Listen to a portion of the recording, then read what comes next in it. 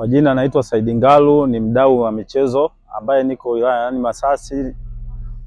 Nimekuja kushuhudia ukarabati wa uwanja wa Boma ambao unaendelea kwa sasa ili kurudisha katika hali yake ya kawaida, ambayo wana Masasi walikuwa na kero kubwa sana ya uwanja wa michezo, ambapo mheshimiwa mbunge kipekee ameona hii ni changamoto ambayo wana Masasi inawasumbua sana, akaona ni bora atekeleze kwa vitendo na kuanza ukarabati mara moja, na nimekuja kushuhudia ni kweli uwanja unarekebishwa, na nafikiri wana Masasi watalipokea kwa uzuri jambo hili, kwa sababu ni kero kubwa ambayo kwa sisi wana michezo ilikuwa inatusumbua sana.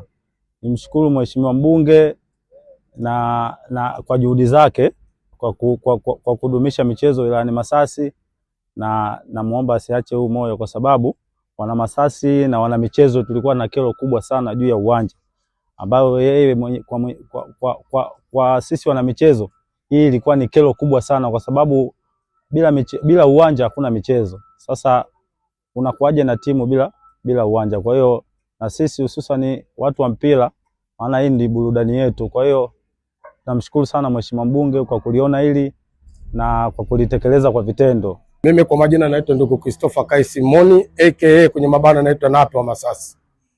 Kwanza nafurahishwa na ukarabati unaendelea katika uwanja wetu wa Boma. Uwanja huu kwa namna moja nyingine, kipindi cha Mheshimiwa Rais Dr. Samia Suluhu Hassan alipofika Masasi, uwanja huu kidogo ulifanywa ukarabati kwa kutolewa nyasi. Zilipotolewa nyasi zikaletwa kokoto kwa ajili ya kuweka ubora kwenye ziara ya Mheshimiwa Rais kwenye kampeni yake ya mwaka 2025. Baada ya hapo uwanja huu ulikuwa hutumiki kwa moja nyingine kutokana na lile zoezi ambalo lilikuwa limeendelea. Na kwa moja nyingine kwenye swala la michezo ya vijana katika uwanja huu ulisimama kidogo kutokana na zile kokoto ambazo ziliwekwa na Wachina.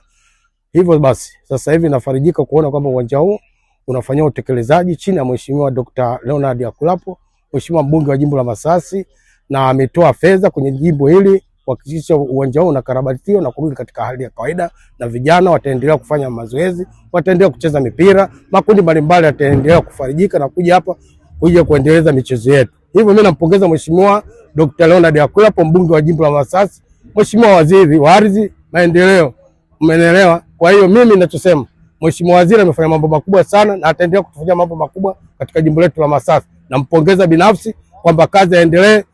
Na tunafunga maneno ya kusema kwamba uwanja huu umetelekezwa. Haujatelekezwa. Hivi sasa hivi tunatakiwa watu waje kuona uwanja huu kwamba uwanja hujatelekezwa na uko imara na ufanywe karabati kama unavyoona magreda yanafanya kazi, watu wapo kazini, watu wako site. Hivyo nampongeza Mheshimiwa mbunge wa jimbo la Masasi, aendelee kufanya utekelezaji wa miradi mbalimbali ya kimaendeleo.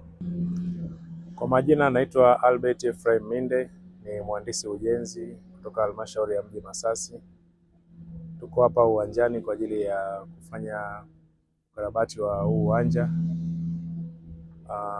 Kinachofanyika leo ni kazi ya leveling, na leveling hii inahusisha kukata eneo la uwanja, kukata udongo kutoka sehemu moja kupeleka sehemu nyingine. Ina maana kukata upande mmoja kupeleka upande mwingine, na kitaalamu ina maana ni cut and fill.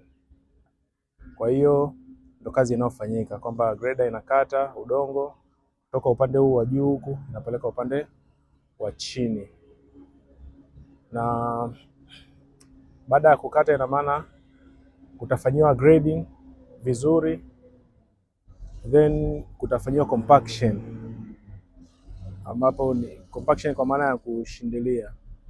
Kutashindiliwa vizuri, then baada ya hapo kazi itakuwa imekamilika.